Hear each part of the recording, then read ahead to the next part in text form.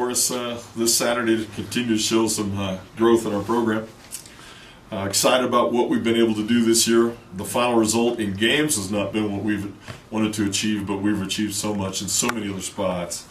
It's pretty important and pretty imperative that we continue to try and rise ourselves on Saturday at 105 down at BYU against a very good football team, led by a quarterback that's a little well known around these parts and a defensive player that's maybe one of the best players at his position in the United States. So, but they're not a two-man show. And I don't know if you've ever ate chopped liver, but I would never say that the other 20 guys that are on the field for BYU are anything other than great players, because especially a wideout, linebacker, secondary, defensive line, man, they got some really up-tempo players, and I know they didn't have the result last week they wanted, but if you don't understand what a 7-point loss to Wisconsin in November means, then you don't understand football, because that's a heck of a good football team in Madison, and BYU came very close to winning the game at the end. So severe challenge for us, a great opportunity for us, and we'll see how this thing rolls. Let's just start with Taysom. Talk about him. What does he bring? What does he show? How has he improved? Well, he's always run the ball pretty darn well. You know, we got a chance to watch him last year just on videotape running the ball, and you know, he didn't throw the ball. He couldn't throw the ball enough to be effective. Now he throws the ball not only accurately, but he throws the ball advanceability wise. He puts the ball in positions where receivers are catching the ball in stride or on a hip away from the defender, and he's just doing the things that a good throwing quarterback's able to do, and that's added to his considerable running ability.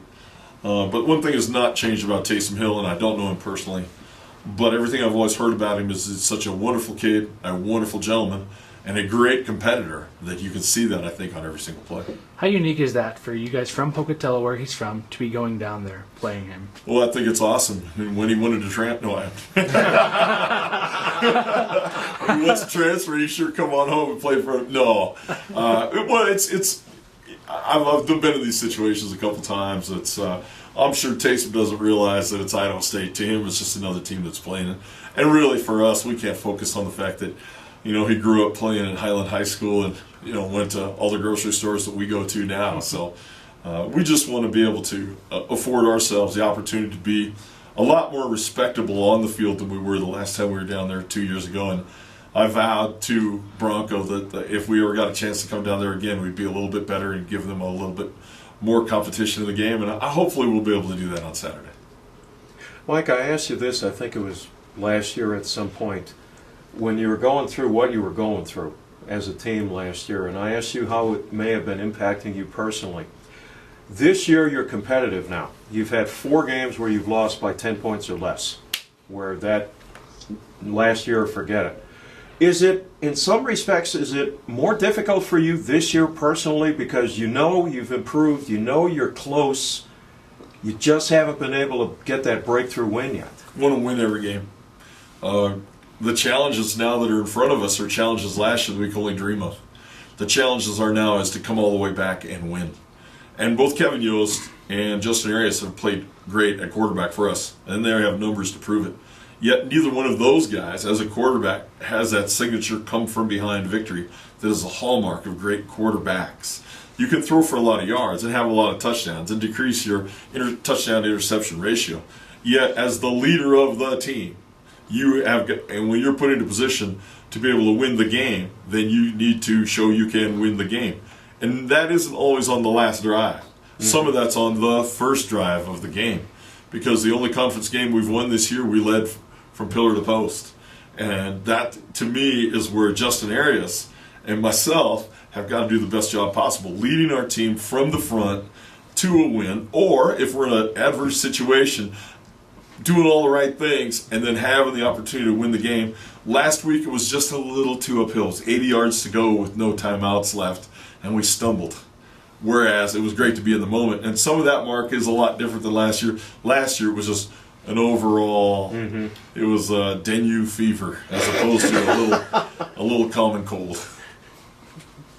Coach, you brought up Kyle Van Noy. I'm assuming that's the defensive player you were talking about. Yes, sir. We know what happened 2 years ago down there. Well, is that still in your mind, or is that long gone? It's not long gone, but I'm also mindful of the fact of how well he has played, not only before that, but since then. And since that game, he has just elevated himself, to literally be as good a defensive player at his position as you'll find in the United States on any team at any level, playing how hard he plays. And he can rush the passer, he can defend the run, he's playing very well in coverage.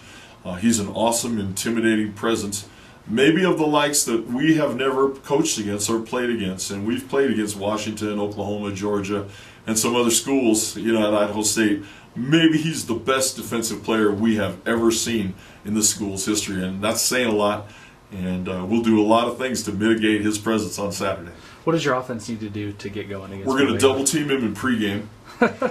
We're going to block him with 2 guys while he warms up, so he gets used to it, because we have to know where he's at all the time. It's not just him. Their entire front is very active. Their entire linebacking core is very solid, and they're big and strong in the back end. So they're very well coached. Bronco and his defensive staff have always had a really good thumbprint on how to handle things defensively, and I don't think that we'll create or present any type of unforeseen advantage because we go fast on offense and throw the ball. In fact, both teams are pretty much mirror images of each other in both not only offense and defense, but in the style of offense and defense we play. So a couple mirror teams, yet a magnificent difference between budgets, success over the long term, and what the goals are for each program at this time. And how about that? It's middle of November. You're going to BYU. Had you been in the conference race, or it's still weird because it's in the middle of conference play. Does that cross your mind? Or well, it does. But then when you look around the nation, you see a lot of this.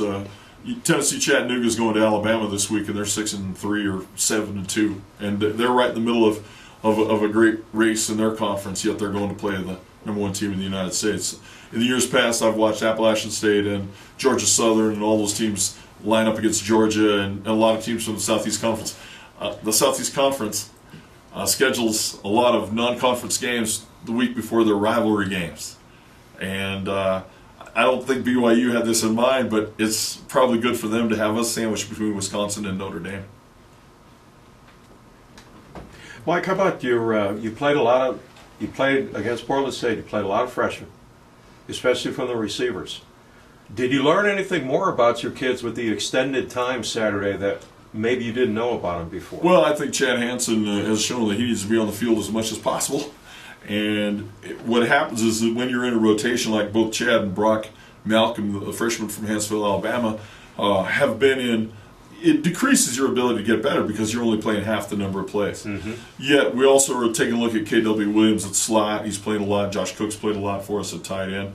We're trying to play 10 guys in our skill spots offensively in the rotation. 2 tight ends, 2 running backs, 6 wideouts.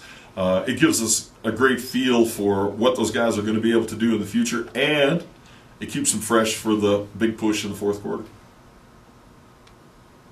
Anything else?